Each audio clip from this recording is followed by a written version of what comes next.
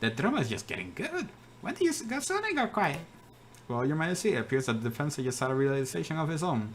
That is, that he lacks the evidence to support his theory. Since he cannot continue with his argument, I believe the cross-examination has come to an end. I'm not done yet. Let me present my evidence. See? I had the chocolate wrapper back in my office and Sparrowson ate it. Stop, JJ. Stop while you still have a little dignity. The results of whatever crackpot pseudo-scientific experiment you performed does not constitute valid evidence. I think this trial is over, Your Honor. About bloody time. You may take your leave, Your Majesty. Very well. I'm pleased that justice has been thoroughly served.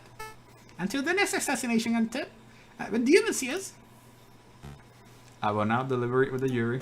Objection! Sorry, I always wanted to do that. Sparrowson, are you okay? Yep. The doctor said I had an iron stomach. Most of the poison passed straight through me. Speaking of which, I would like to testify that the poison chocolate issue. I even got a doctor's note, see? It's too late, the trial is over. You can't be serious, Your Honor. The contents of the note could turn this trial on its head. You must allow it. Why are you constantly arguing with me? I thought the job of a public prosecutor was to assist the judges. I told you, Your Honor. My job isn't to get a guilty verdict. It is to ensure that justice is served. I swear, you're the worst prosecutor of all friends. Go ahead, Sparrowson. Read the contents of the note for the court to hear. Ahem. This patient, Sparrowson, was submitted to Salpêtrière Hospital, where he displayed a variety of symptoms. This include profuse sweating, a rapid fever, and severe nausea. The patient was diagnosed with poisoning, probably originating from a plant known as aconite, aka monkshood, aka wolfbane. When we questioned the patient, he admitted to having consumed a discarded chocolate wrapper, potentially carrying the poison. Examining the contents of the patient's stomach confirmed this to be true. As a mental health professional, I believe this patient to be clinically... Oh, okay, we're gonna skip that bit. Yada. Oh, here we go. Signed, Dr. Fowler. Thank you, Sparrowson. I don't think we'll ever need to question you. Between your notes and the King's testimony, every angle of the chocolate wrapper business has been covered. Awesome. Wait, did you say the King's here? You can get his autograph later. Right. So, what happens now? Do I get cross-assigned by the prosecution or something? To be honest, I see little to prosecute. Do your damn job, prosecutor. Cross-examine the little annoying little Iobad. Tell his testimony to shred. Your Honor, he has a note, signed by the medical professional, definitely proving that the chocolate wrapper from the crime scene was poison. We could nitpick the details or delve into the doctor's credentials, but I fear it would be a waste of the court's time. Nobody wants that. So then, what the hell do we do now? We do nothing, Your Honor. The poison wrapper has introduced an element of doubt into the case. The prosecution must accept that. But is the level of doubt reasonable? Is it significant? I think the members of the jury will agree. JJ's evidence is still tenuous. A step above circumstantial. You have proven a link, a not wholly illogical link, but you haven't proved beyond the doubt that Mayor Howe was killed by chocolate. You're still making far too many assumptions. Where is the empiricism that is required by any good court of law? Where are the witnesses who can back up your claims? Oh, I brought along a witness. Maybe she can help. Hello. You. Sparrowson, it's great to see you on your feet and you have been enormous as a to the case, but why did you pull off now? Surprise witness! Surprise witness? Yeah, I remember you mentioning that Cocorico liked calling surprise witnesses, so I thought that we would beat him at his own game. And I brought the flower girl, Mademoiselle Signet, so that she can testify about Prince Fun's character. You're putting me in a difficult position, Sparrowson. Just a moment before you arrive, we, the court, established that Mademoiselle Signet is possible suspect for this case. What? That can't be right. Sparrowson, it's okay. Monsieur Falcon, I would like this to testify. You want to testify? Do you understand what we're agreeing to? I do. I have accepted my fate.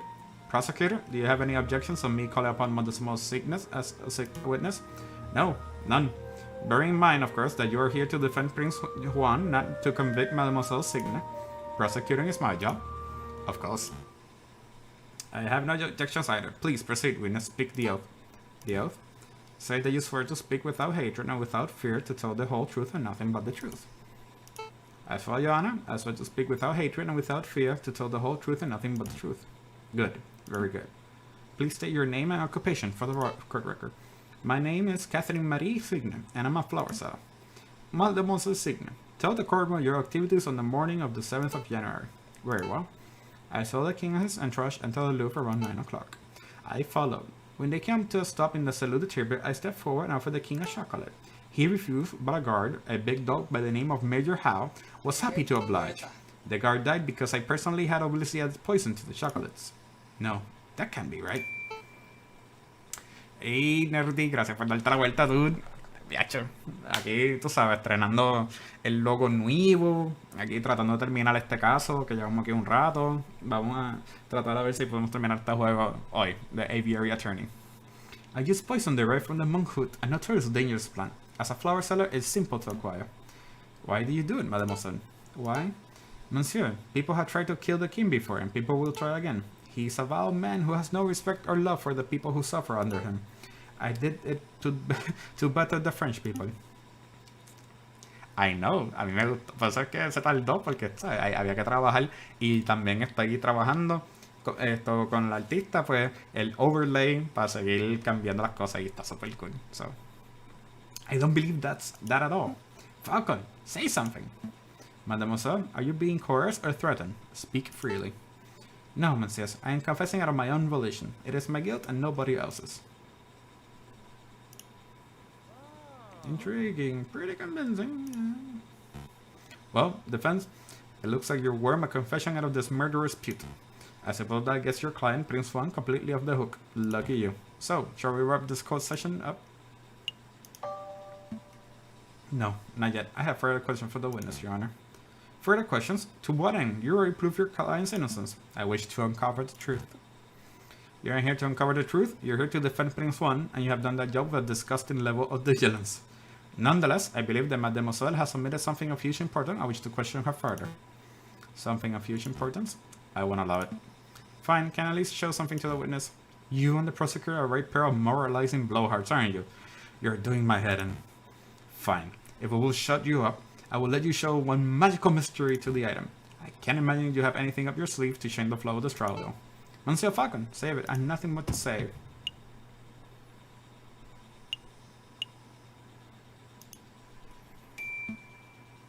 Please, take a look at this, mademoiselle. Train ticket stubs? Look at the names. Papa and Mama. In Vienna? Really? Are they really safe? They are. The tickets were arranged courtesy of the fox. Then, that means the wolf has nothing to hold over me. I can speak freely. Indeed. Go ahead, mademoiselle. What are you muttering about down there? I'm amending my testimony, Your Honor. Members of the court, everything I have today has been the truth. I did go to the Louvre on the 7th of January. I did present a box of poisoned chocolate to the king, except it was not on my volition. I was certain I was forced to carry out the task on the threat of harm. You see, my family has been struggling to get by. The winter has been harsh, my flower business has been struggling. One day, a man approached me, a man I assumed to be kind-hearted. This man offered me 200 francs to get us through the cold, but I could not afford to repay the debt. When I attempted to bargain with the man, he offered me a deal. Assist him in murder, and he would drop all debts. Refuse, and he would ruin me and my parents. I obliged, because the alternative means death for those I love. The name of the man who did this is Judge Romulus.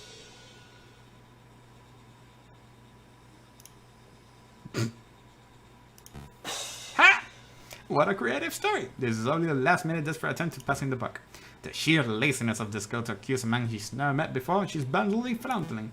Indeed, I heard a dozen of these self-pitying yarns during my time as prosecutor. Although, admittedly, this is the first time I see a witness directly accuse a judge, quite a brazen gambit. But in any case, those sort of stories never turn out to be true. They are always proven to be fabrications born of desperation. I will never be more honest, monsieur. Listen, mademoiselle, I would like to believe your story, but accusing a man, a judge no less, of conspiring to murder the king is usually serious accusation. Do you have any proof to support your story? Proof? You say the judge lends you money. Then you both must have signed a contract where you made the transaction. The contracts would be suffice. The contracts were all verbal. He said the money was a gift at first, and only later said I had to repay him. How convenient. Of course this doesn't exist. The mademoiselle has no proof because the story is a lie. Falcon, you have to do something. Do we have anything to link Judge Romulus to Mademoiselle? A link. Of course.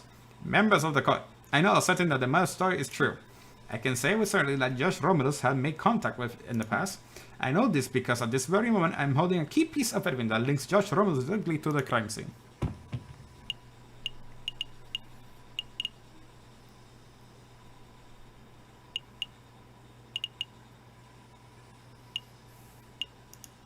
El pen. I know this pen belongs to Josh Romulus. That much is obvious. But if I were to present it right now, it would be proof anything. I like to between the judge and the crime scene. What are you waiting for, defense? Show the supposed evidence, you meddling.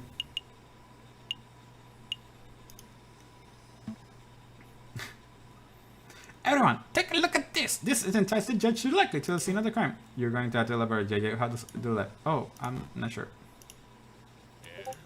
Sea la madre.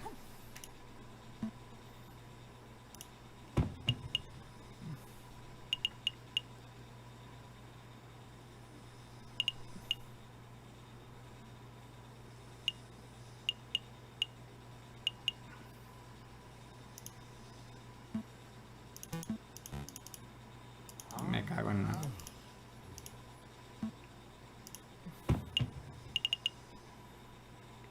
No, el chocolate wrapper porque eso.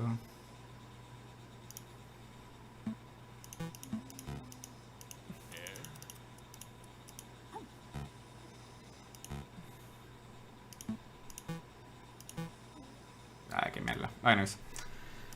But so you don't have evidence to support your claim for here now. Let this go. Can the first in her own trial. So we agree on prosecutor, wrap this up. We have no further questions. Defense mademoiselle. Then I should converse with the jury to decide Prince on verdict. Also, it won't take long. Carlson, you're clearly carrying every deal, but the outcome is for the best. How the hell do you know that for the best? My parents are safe. That's all I wanted. Your parents? But what about you? Well, the evaluation was straightforward. We find the defendant wrong to be clear of all charges. We therefore find the defendant not guilty.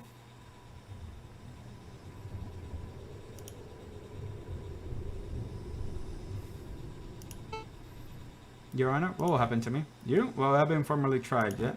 But fortunately for you, we have a free trial slot this afternoon. We should be able to determine your guilt by nightfall. Even see the blade of the guillotine by tomorrow. How lucky. I see. You look scared, mademoiselle. Don't fret. They sharpen the guillotine blades regularly. Nobody here likes gallows humor? Whatever. Court is adjourned. I think this is goodbye. Thank you, Mr. Falcon. Mr. Sparrowson, you did your best. It can end like this. This isn't how I wanted things to go, Senor Falcon. No, me neither. We won't blame ourselves. You made an admirable effort to save everyone. What good is effort if there are the results I produce? Tell me, Senor Falcon. Do you know why I hired you as my defense lawyer? I really don't. I hired you because I thought you were a lawyer with a philosophy, an ideal. And stand by that. You're a man with a strong idea and is unrefined like an unpolished gemstone. I'm sure that given enough time, your ideal will become refined and you will come to live up to your reputable name. The Falcon name is reputable? I didn't know that. He's not talking about... Never mind. In a case, here's your payment. I don't deserve this. Keep it. I dragged you into this. It's only for that I compensate you for your time. I think the least you can do is sleep, Prince One. But feel free to come to our associates if you need any help in the future, Senor Falcon. Impressive, JJ. You actually managed to so safely defend your client. Severin, are you going to be charged of prosecuting Mademoiselle Signe? Probably. Why? Do you think you can get her a reduced sentence? For attempting to murder a king? I empathize with the Mademoiselle, JJ, but I'm a miracle worker. No lawyer can save the flower girl now. I'm going to get a drink. Yeah, me too.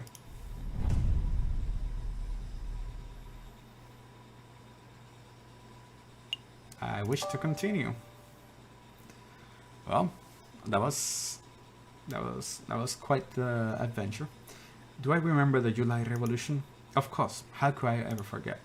The chanting, the violence, the smell of gunpowder, the 3 glorious days.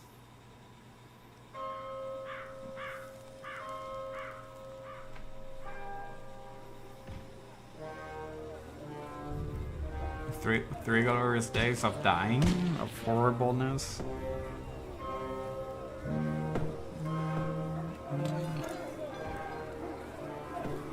Okay.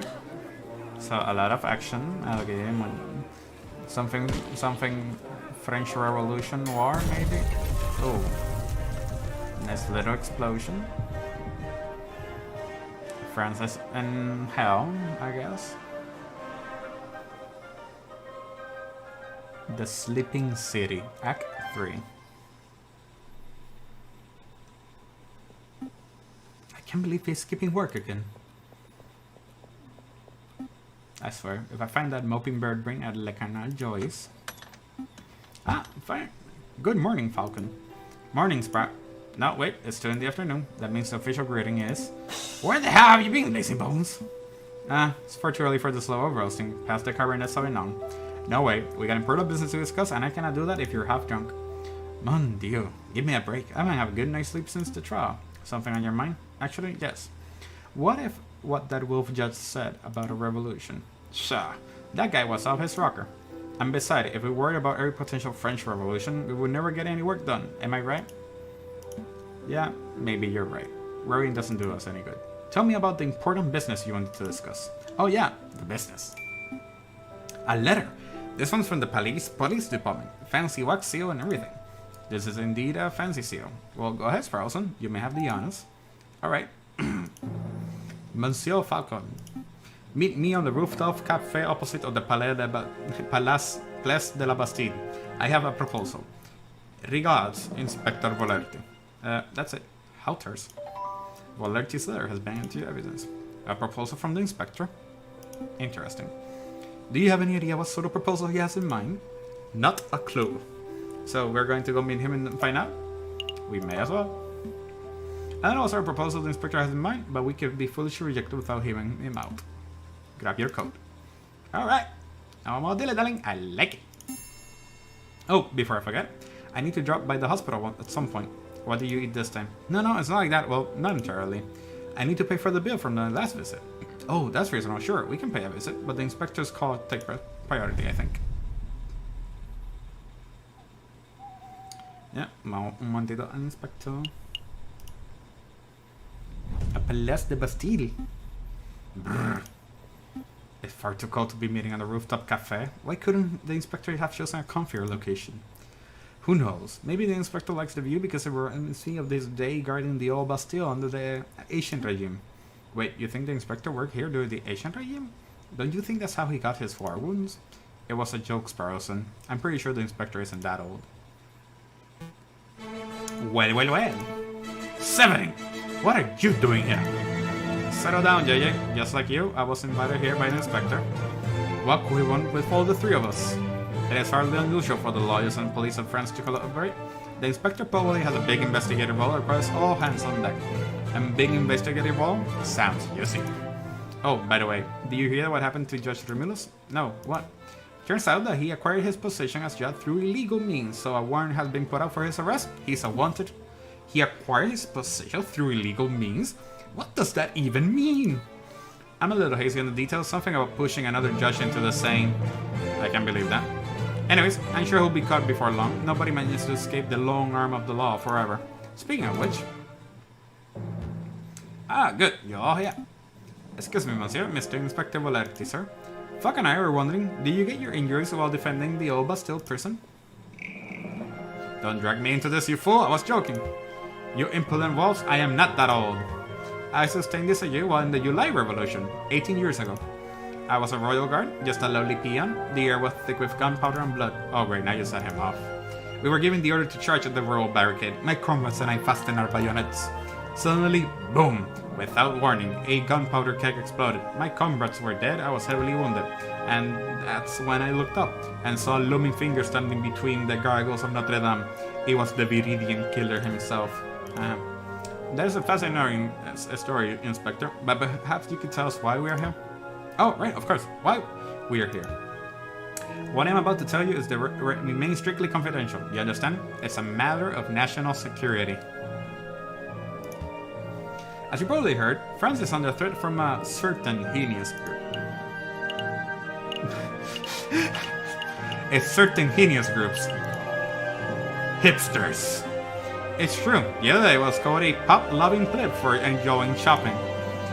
Now's not the time for joking, you two. The inspector's obviously talking about the growing rumors of an uprising. Correction. A rebellion is coming. Indeed, rebels. There's a storm brewing in the shadows of Paris. We, the Paris Police Department, have known about it for months. No, years. In every town and on every street corner, people talk about organizing protests and overthrowing the government. The king has ordered for public gatherings to be dispersed and newspapers to be censored, but the whispers of dissent remain. No surprise there. If you take away an angry citizen's ability to speak, they will get even angrier. Indeed. And that's why it's paramount that we find and strike at the heart of the rebel group as soon as possible. For that, I need your help. What exactly do you want us to do? Interview citizens, scout locations, find the secret rebel meeting location that has escaped my eyes of the police. Do we have any leads? Just one. We know that the rebels are having weapons supplied to them by a crook merchant who is often referred as the croque monsieur. Like the sandwich? What? The croque monsieur is a hot sandwich. Cheese, ham, a little bechamel, throw in some peppers if it's a Friday night. This has nothing to do with sandwiches. Croque monsieur is the alias of an accomplished and notoriously dangerous arms dealer. In any case, that's everything the Parisian police knows. That's everything? That's all you have to demonstrate after years of tracking? Naturally, as a public prosecutor, it is my duty to help the police with their investigative work. I would be honored to lend any and all assistance. Suck. That's very good to hear, Monsieur Cocorico. What about you, Falcon? Well, to be honest, Inspector, I don't quite understand why you're asking me. I'm a private defense attorney. I work for citizens who get stuck in legal troubles. Rebel hunting isn't quite my forte. You want to know what I'm asking you? Look around you, Falcon. We're surrounded by corruption and incompetence. The judges are bloodthirsty wolves. The jailers are thieving ravens. The National Guards are sitting ducks. Look at the slackers and dollars who supposedly protect and serve this country. Nobody cares about justice anymore. You saw my shameful display at the previous trial. Those are the results produced with imbeciles to assist me. But you three, you care. Falcon, I saw you defending Dame Caroline and Prince Juan.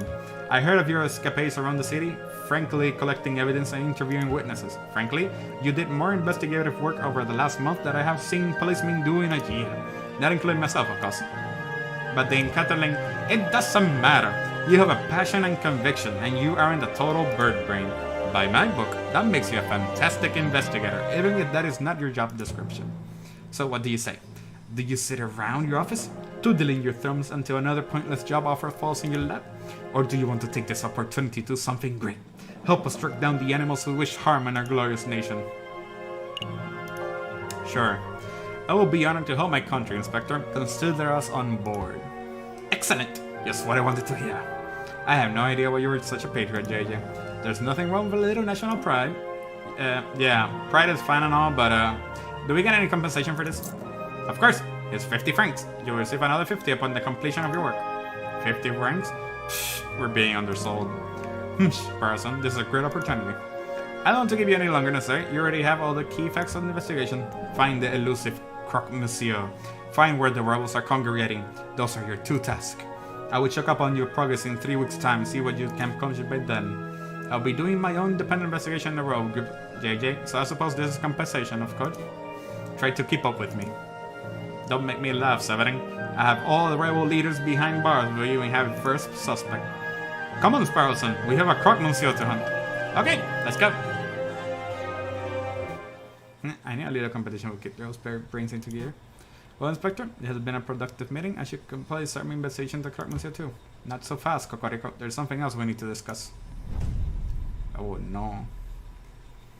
Oh no. What are we doing? Okay, so...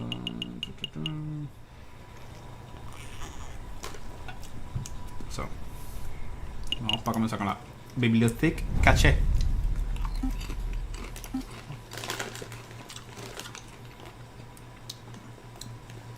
If you're looking for croque monsieur recipes, I agree that you'll be in the cooking section. We aren't here for recipes, Sparrowson. The librarian fellow seems pretty intelligent. If there's something we overlook, he would know. Yeah, un burro, pa' colmo. You mind lowering your voices? You're disturbing me during my daily crossword. Oh, I should have known. It's the two harlequins. It's good to see you too, monsieur. We have some questions. Of course you do. First, let us go over so I can get back to my puzzle. Have you ever heard of the croque monsieur? The sandwich? Of course I heard of it. No, I mean a person with that name. No, that doesn't ring any bells. I'm familiar with the Earl's sandwich, if that is any help. Wait, you can become an Earl of food now? I'm in the wrong profession. Never mind, we'll try something else. What can you tell us about an uprising? An uprising? Would you care to be more specific? A Paris uprising. You do not be serious. You want me to talk about every rebellion, revolution, revolt that Paris had ever been through? That will be here all night. What about a uprising that hasn't happened yet? A future uprising? I read the newspaper, messieurs. The government tries to strangle the media, but the truth shines through the gaps of censorship. The citizens' contempt for our current leader is blatant. A future revolt is very real possibility. That's all I know.